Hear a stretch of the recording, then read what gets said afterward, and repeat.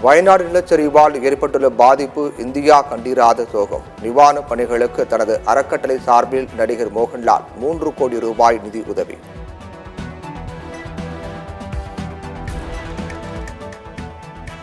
தமிழ்நாட்டில் கடந்த 3 ஆண்டுகளில் 7006 புத்தொழில் நிறுவனங்கள் துவக்கம். புதிய தொழில் தொடங்குவதற்கான ஆணைகளை வழங்கினார் முதலமைச்சர் மு.க.ஸ்டாலின்.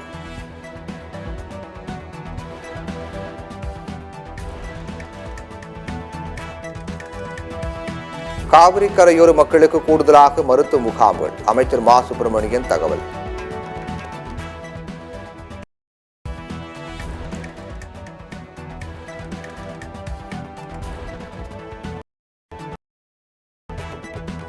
தமிழக மீனவர்களை பாதுகாக்க இந்திய கடற்படை தவறிவிட்டது. மீனவர்களை பாதுகாப்பதற்கு மட்டும்தான் இந்திய கடற்படையா என சீமான் கேள்வி.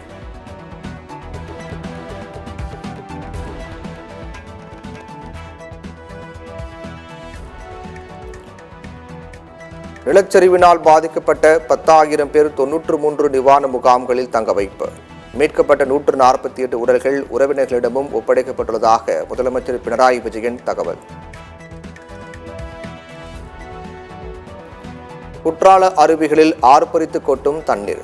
வார இறுதி மற்றும் விடுமுறை நாட்களை முன்னிட்டு சுற்றுலா பயணிகள் கூட்டம் அதிகரிப்பு.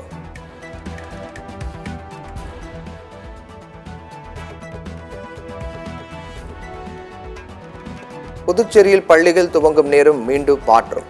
ஆசிரியர் சங்கங்களின் கோரிக்கை ஏற்று காலை 9 மணிக்கு பதிலாக 9:15 மணிக்கு துவங்கும் என கல்வித்துறை அறிவிப்பு.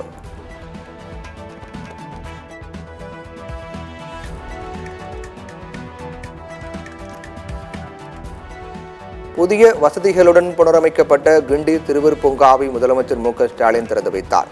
வனத்துறையினர் காடு மலைகளில் பயணிக்கும் 9 புதிய வாகனங்களையும் கொடியசைத்து தொடங்கி வைத்தார் முதலமைச்சர் மு.க.ஸ்டாலின்.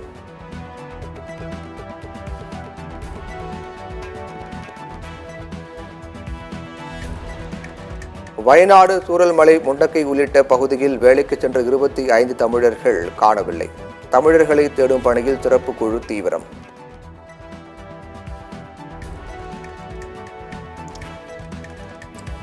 சுதந்திர போராட்ட தியாகி தீரன் சின்னமலை நினைவு நாளை முன்னிட்டு அவரது சிலைக்கு எடப்பாடி பழனிசாமி மரியாதை. ஆங்கிலேய அரசுக்கு சிம்ம சொப்பனமாக திகழ்ந்தவர் தீரன் சின்னமலை என புகழாரம்.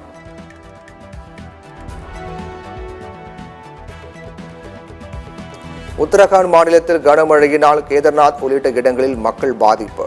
மலைப்பாதையில் சிக்கி தவிக்கும் மக்கள் மீட்க NDRF நடவடிக்கை. பட்டியலின மக்களுக்கு உள் ஒதுக்கீடு செல்லும் என்ற உச்சநீதிமன்ற தீர்ப்புக்கு எடப்பாடி பழனிசாமி வரவேற்பு. வரலாற்று சிறப்புமிக்க தீர்ப்பு என கருத்து.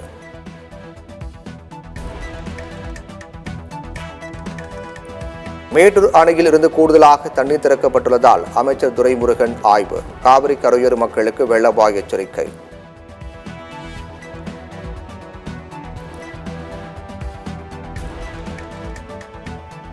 சிலி நாட்டில் கனமழையால் ஆறுகளாக மாறிய சாலைகள்.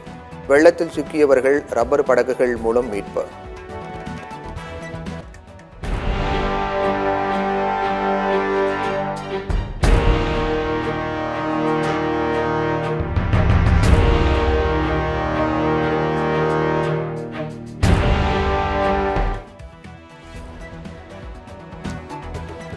ஈரான் இஸ்ரேல் போர் பதற்றம் நாளுக்கு நாள் அதிகரிப்பு.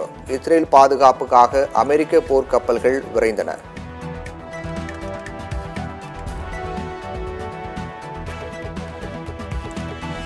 பிலிப்பைன்ஸ் நாட்டின் தெற்கு கடற்கரை பகுதியில் அடுத்தடுத்து 2 முறை சக்தி வாய்ந்த நிலநடுக்கம். மின்டாவ் தீவின் கிழக்கே பாரிலோனா கிராமத்தில் நிலநடுக்கம் உணரப்பட்டது.